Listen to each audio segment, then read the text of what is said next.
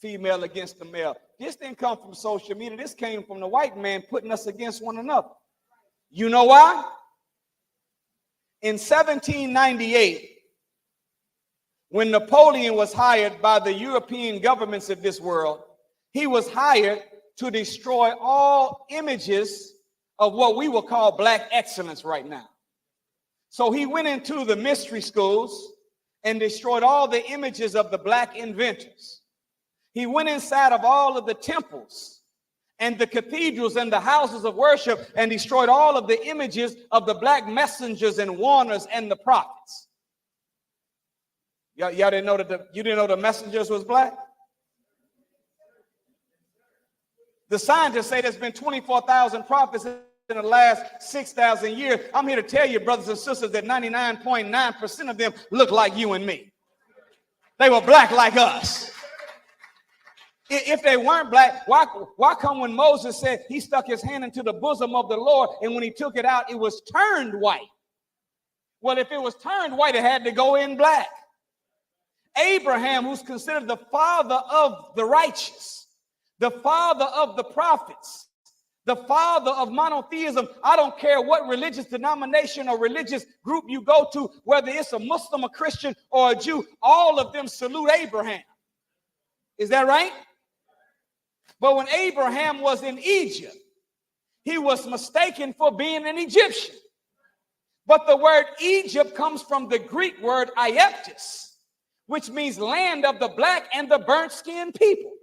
Well, if Abraham was thought to be an Egyptian and Egypt is the land of black and burnt skin people, Abraham had to have black burnt skin too.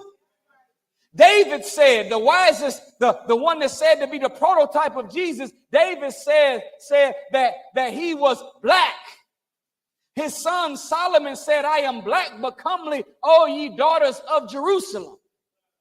Well, wait a minute. If Solomon is the seed of David and he's black, and Jesus said that I am of the root and the offspring of David, I am of the seed of David. If one seed of David, Solomon, is black, and Jesus is another seed of David, Jesus must be black too.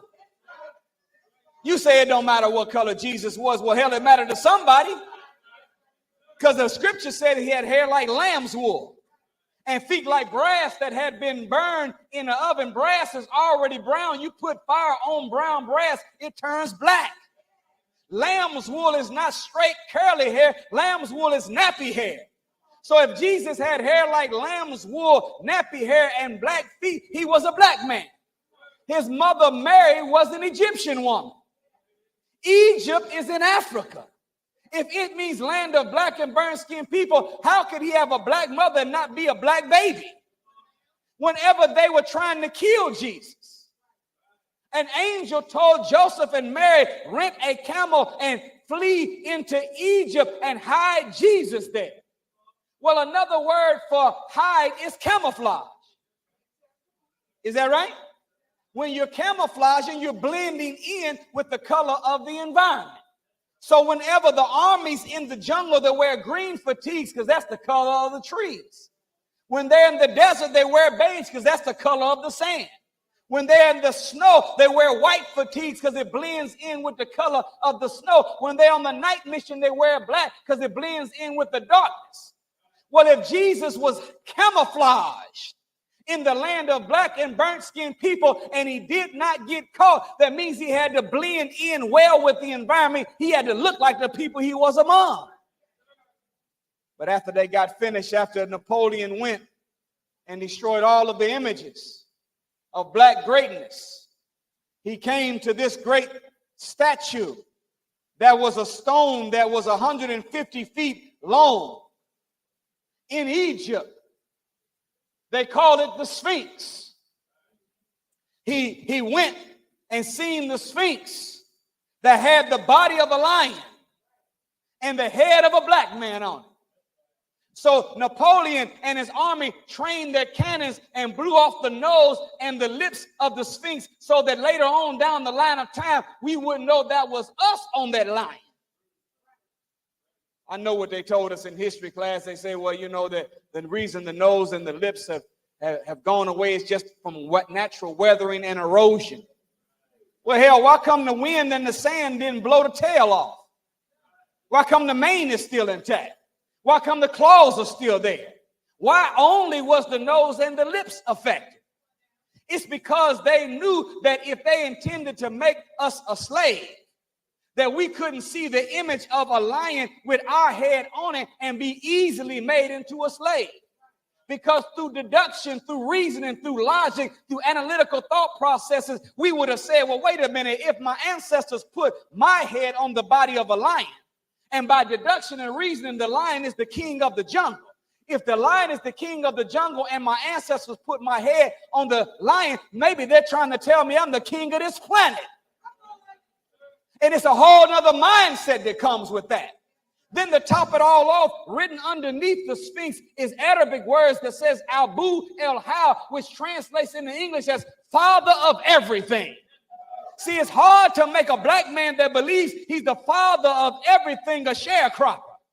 It's hard to make a black man that believes he's the father of everything a slave. It's hard to make a black man that believes he's the father of everything to be a heroin addict or a crack addict or a drug dealer or a gambler or an alcoholic. See, when you think that of yourself, it gives you a certain level of confidence that you feel too big to reach down and do all that madness that we're doing right now. So Napoleon, after destroying all of the images of the black messengers, the black prophets, then he went, destroyed the Sphinx, blew the nose and lips off. Then he went inside this pyramid where the Sphinx is outside of the last living wonder of the world called the Pyramid Giza. It's 451 feet tall, goes down into the earth 451 feet deep. It covers 13.5 acres of land. It's made of 1 million blocks of gold, marble, and granite, each stone weighing 3.5 tons apiece. And with that much size, that much weight, each stone is stacked mathematically precise, not even deviating 1 square inch up in the air, down into the earth, east to west. And we built it without John Deere or Caterpillar. We built it without a bulldozer or a crane. When we were back in our original self, not eating swine flesh, back in our original self, loving one another, back as our original people, not selling drugs, not using drugs, not gambling, back in our original self when we loved the black woman and the black woman loved her black man, when we were eating right and thinking right and doing right and treating each other right. We had power and access to something called psychokinesis or telepathy, which means we were able to put mind over matter. We didn't need the crane or the bulldozer. We could say to a thing, be here and over there, and it would be moved. All pride, praise is due to Allah. So after Napoleon went inside this great pyramid, Giza, you say, what does all this have to do with how to love a black man and how to love a black woman? You get ready to see. After he destroyed the images of the black Moses, the black Job, the black Solomon, the black Abraham, the black messengers, destroyed the features of the Sphinx that were black features, he went inside the pyramid Giza and noticed that every time he seen one of the black male gods, his woman was right there with him. So now, if you take a tour of the pyramid Giza, you will be able to see Osiris, but next to Osiris, it looks like somebody's been scraping. You can find Alafun, but next to Alafun, the black man God, you'll see where somebody's been scraping. You can find Osa, but next to Osa, you'll see where somebody's been scraping an image that used to be there. And what used to be next to Osiris was his queen Isis. What used to be next to Alafun was his queen Ilida. What used to be next to Asa was his queen Aset. What was our ancestors trying to tell us? They're trying to tell us that the power base of the black nation has always been rooted in the black family. But Napoleon didn't want us to know that. 3 things that you notice whenever you see Osiris and Isis and Alafun and Ilida and Osa and Aset. One thing I notice is that there was no men with men and no women with women. Did I say something wrong? Next thing I noticed is that Isis was Osiris's queen, and Aset was Asar's queen. All of them were in a committed relationship with the one they said they loved. There wasn't no boyfriend and girlfriend going on. See, I only got one sister and one brother that agree with that. What is a boy and what is a girl? In the dictionary, a boy and a girl are underdeveloped male and females. What you look like being 54 years old as a man talking about you got an underdeveloped, immature female as your mate? Third thing that they notice, sisters, y'all ready? Y'all watch basketball at all?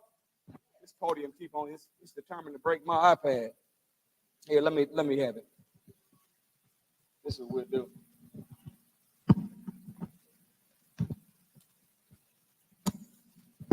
Well, Brother Jabbar, you got to give me a new iPad. No, it's okay. It's all right. It's good. It ain't gonna work. This is an advanced karaoke machine. Roster. Y'all still all right? Yes, sir. Well, I ain't even been using it anyway. I'll put it right here. How's that? That ain't gonna fall, I don't think. Where was I? Oh yeah. Y'all watch, sisters, y'all watch any basketball at all? How many of y'all know what an alley-oop is? That's whenever somebody throw the ball by the rim and you just catch it in the air and dunk. I'm going to throw y'all alley-oop, all right? I said there was no men with men, no women with women. They wasn't boyfriend and girlfriend. All of them were in a committed relationship. And I noticed that none of the great gods, not one of them were with a white girl.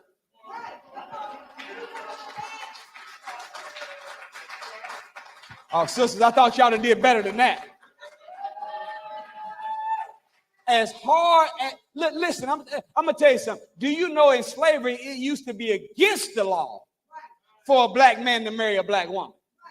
But now you almost got to make a law to get him to do it. I'm telling you, one of the main reasons that you've been complaining all these years about how these brothers skip over the beautiful black woman that looked like their mother, their auntie, that cared for them, their grandmama that took them in, and they go and pick some white girl that don't have no connection, no relativity to nothing of the struggle. And I'm sitting there. Y'all want to try it again? Okay. One thing you notice is that number one, there was no men with men. No women with women. All of them were in a committed relationship. Wasn't no boyfriend and girlfriend. In fact, we did a word search in 2,000 translations of the Bible and in 72 different translations of the Quran, and we looked up the word boyfriend and girlfriend. Do you know, out of looking up the word boyfriend and girlfriend in 2,000 translations of the Bible, 72 different translations of the Quran, we couldn't find the word boyfriend and girlfriend nowhere? This means that boyfriend and girlfriend is not in the language of God. Question is, whose language is it in then? Yeah, I'm coming down the court. Y'all sisters, y'all ready? Y'all with me? And last thing, there were no brothers that was with no white woman. Oh. And I'm going to tell you something, brothers. Do you know the sisters can tell when a brother's with a white girl, even if the white girl ain't even around? As a matter of fact, even if you see a brother that is in a relationship with a white girl, he act like he not when he in the public. He in the mall, she about 9 feet away. Every time he see another black person, he go over there and start looking at the Foot Locker, playing with the shoes on display, acting like he ain't with it. Do you know the reason why a black woman can know that a black man is with a white woman? It's because whenever a black man is with a white woman, he's a little more punctified, soft, and weak than whenever he's with a black woman. Let me tell you something. It takes a certain amount of strength. It takes a certain amount of spiritual testosterone for a black man to be with a black woman. It's an easy thing to coast along with some little white girl that has no expectations, Brother Samson, because she's your Delilah. You didn't know that Delilah was a Philistine and Philistine people are Caucasian? Samson was a black man. He had locks. It's written in the 2nd chapter of Kings. It says, and Samson slumbered with Delilah. You know that all the rulers were trying to defeat Samson. But in modern language, he was too black and too strong. So they couldn't break him with the collective armies or the individual warriors from the various nations. So they sent a white girl after him to break him down. And it says in the scripture that while Samson slept, she cut off his locks and he lost his strength.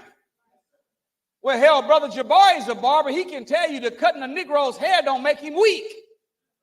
Matter of fact, when a black man get a haircut, it almost make him strong.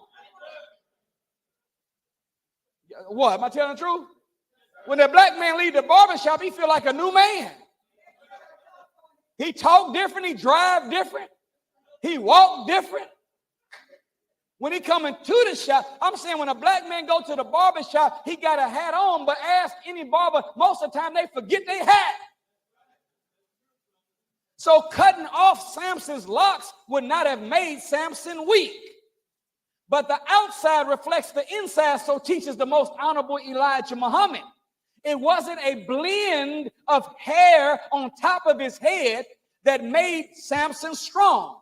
It was the blend and the integration and the intertwining of knowledge and wisdom and understanding into 3 lines made into a braid that made him strong.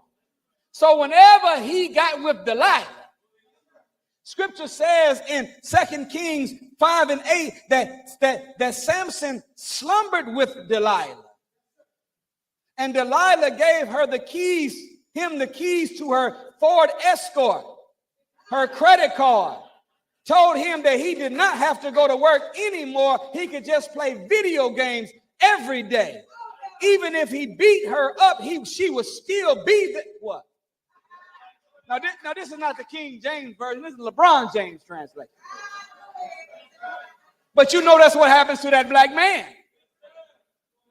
Every 5 years or so, they have what they call the ICDH-9 book, which is the book of symptoms, where they name and label a osis or ISIS or something. And you know, I want to submit a new disease to the book. It's called Beckery.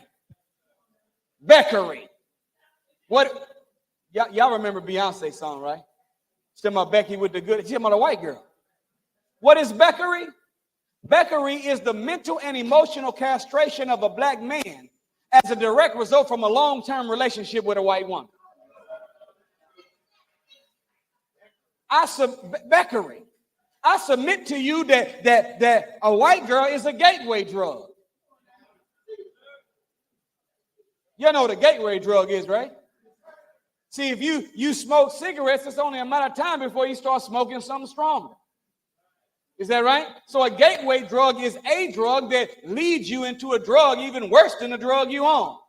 I submit to you that if a black woman can tell that a black man is with a white girl, even whenever he's not with the white girl, I submit to you that they can tell because he's more punctified, more weak. So the longer you are with a white girl, the more punctified, the more weak you become, until eventually you become a half of a fag. Did you hear what I just said? They will punctify you. No, you better get you a black woman. Osiris had a black woman. Osar had a black woman. Alafun had a black woman. Why? Because the power base of the black family, the power base of the black nation has always been the black family. Y'all still all right? To wrap this up, we want to get into the gender-specific commands on how to love a black woman and how to love a black man. Do you know that even whenever you desire to get the same results from a recipe, depending upon where you are baking the cake determines the recipe. If you buy a recipe for a chocolate cake, the recipe will be different in New Orleans than it will be in Denver, Colorado. Because in New Orleans, you have it's the lowest point in the nation. And Denver, they call it the Mile High City because it's the what? Highest point. So based upon positioning of an environment determines the recipe that you need to use to get the same result. I submit to you, black man and black woman, that we cannot afford to follow white people's rules of operation on relationship.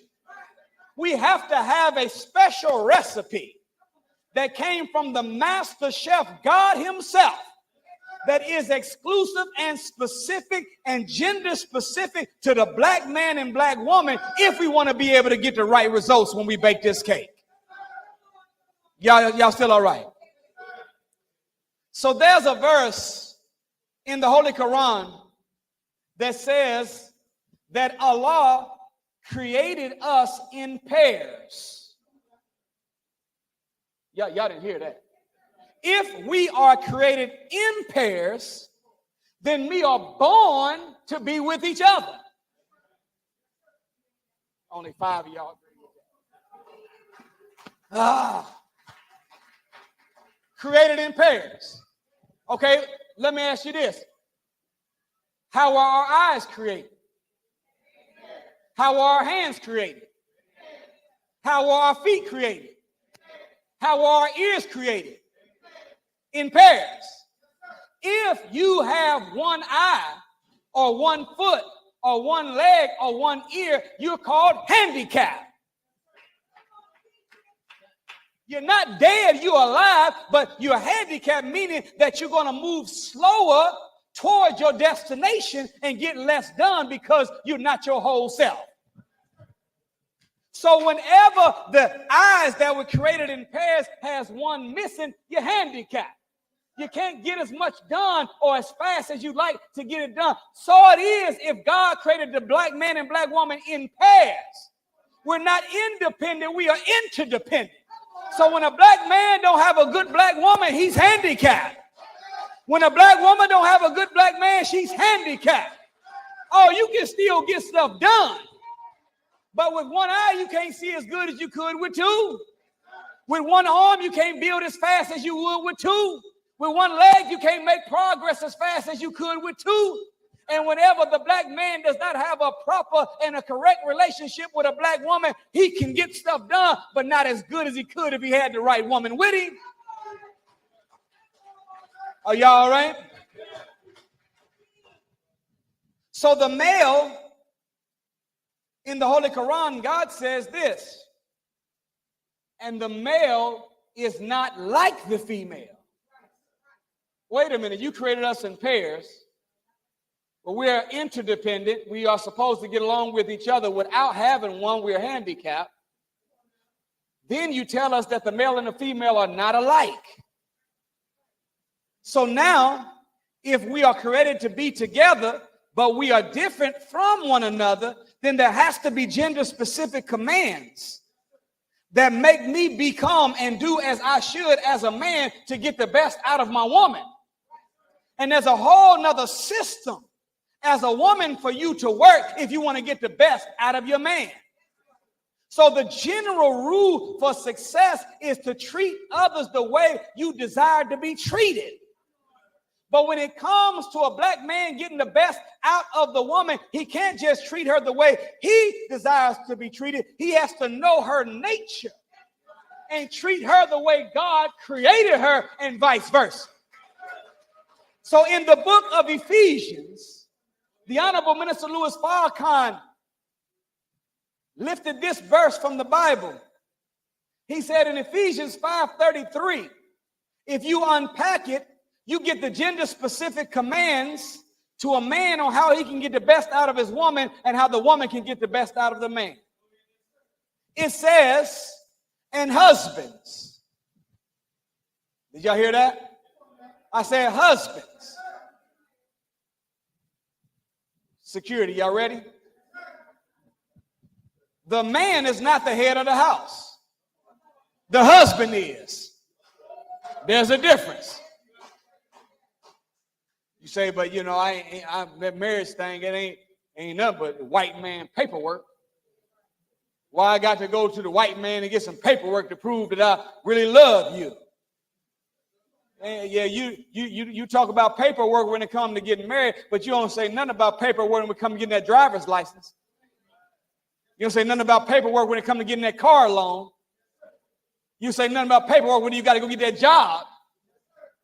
Paperwork, you don't say nothing about paperwork when you got to get a gun permit. So you'll fill out paperwork as a man to get you a pistol.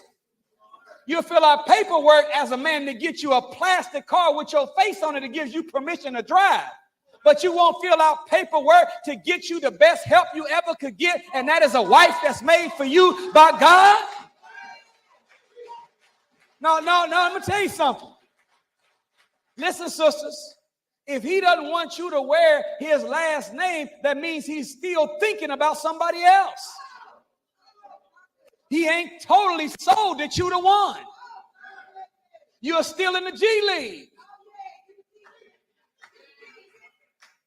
You in the G League. Oh, all the teams in the NBA got a G League team. They wear the same colors, but they don't have the same names.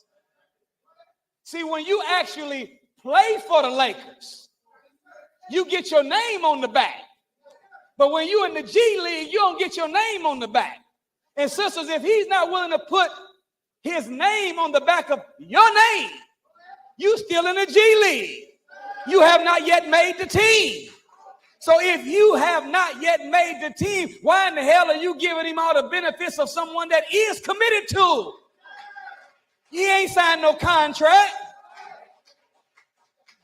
Okay, all right, y'all. I'm just saying. You say, but I mean, what are you trying to say? That I'm not supposed to be giving him the benefits of a relationship if he's not committed to me? Let me tell you something. If he's not willing to get down on one knee for you, you shouldn't open up two knees for him.